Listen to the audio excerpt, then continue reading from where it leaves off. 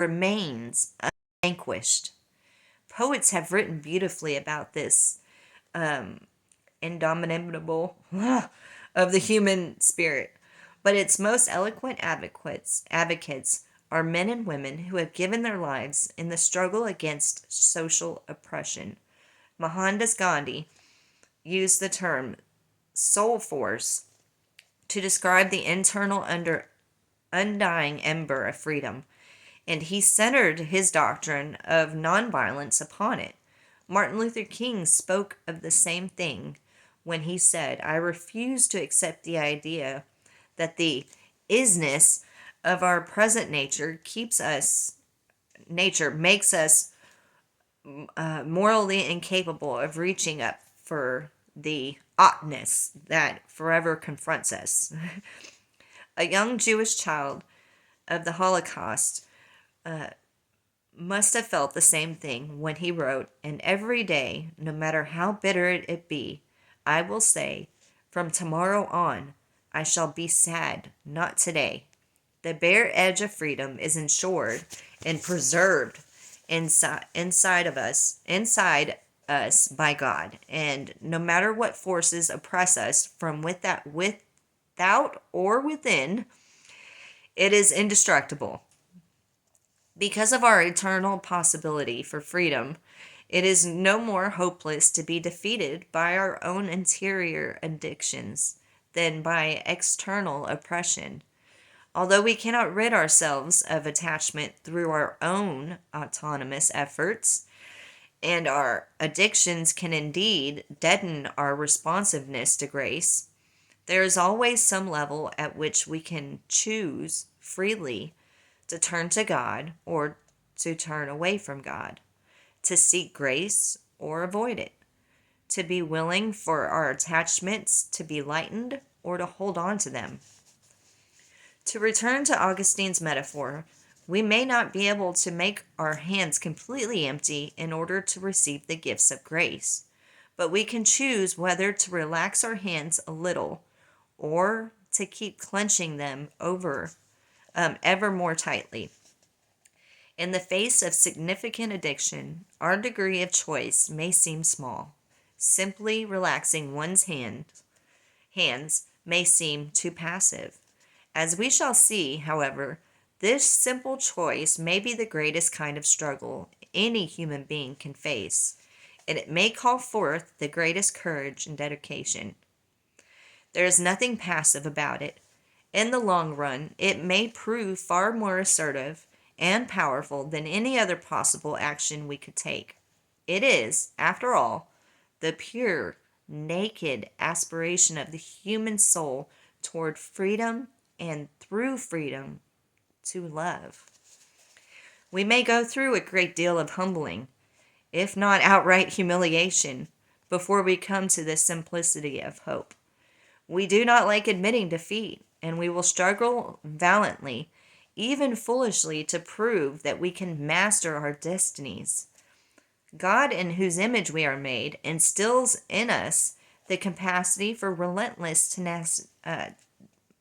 tenacity and assertiveness that complements our yearning hunger for God.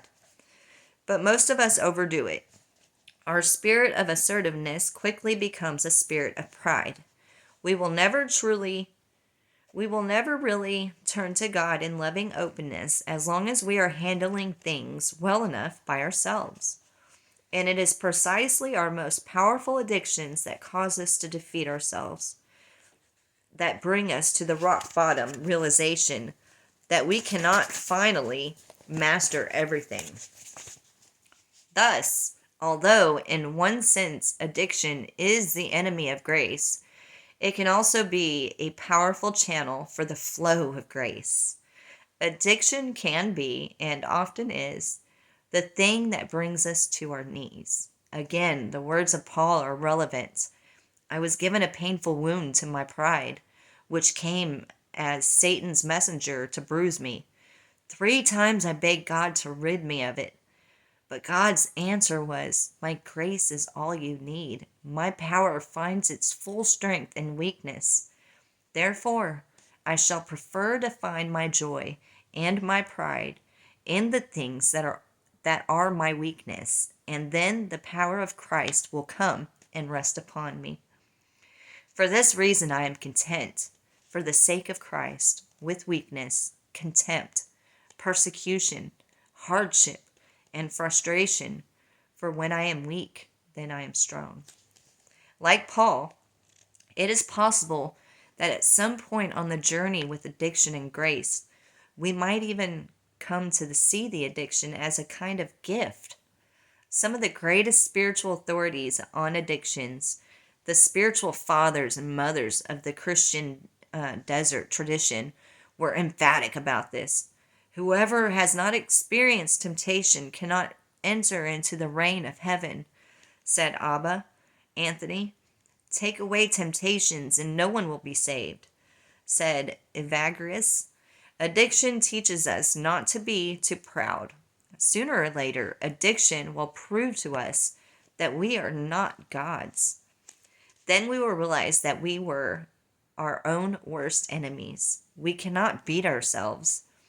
At that point, when we have exhausted all the available false repositories for our hope, it is possible that we will turn to God with a true sense of who we are, with an integrity that is both humble and confident, with a dignity that knows itself because it has met its limits. Hope can sometimes be an elusive thing, and occasionally it must come to us with pain. But it is there, irrevocably, that hope is a child of grace, and grace cannot be stopped. I refer once more to St. Paul, a man who, I am convinced, understood addiction. Hope will not be denied because God's love has been poured into our hearts. That is the finishing of chapter 1. Stay tuned for chapter 2. And if you would like to leave a comment and make fun of me mispronouncing words, just kidding. Love you guys.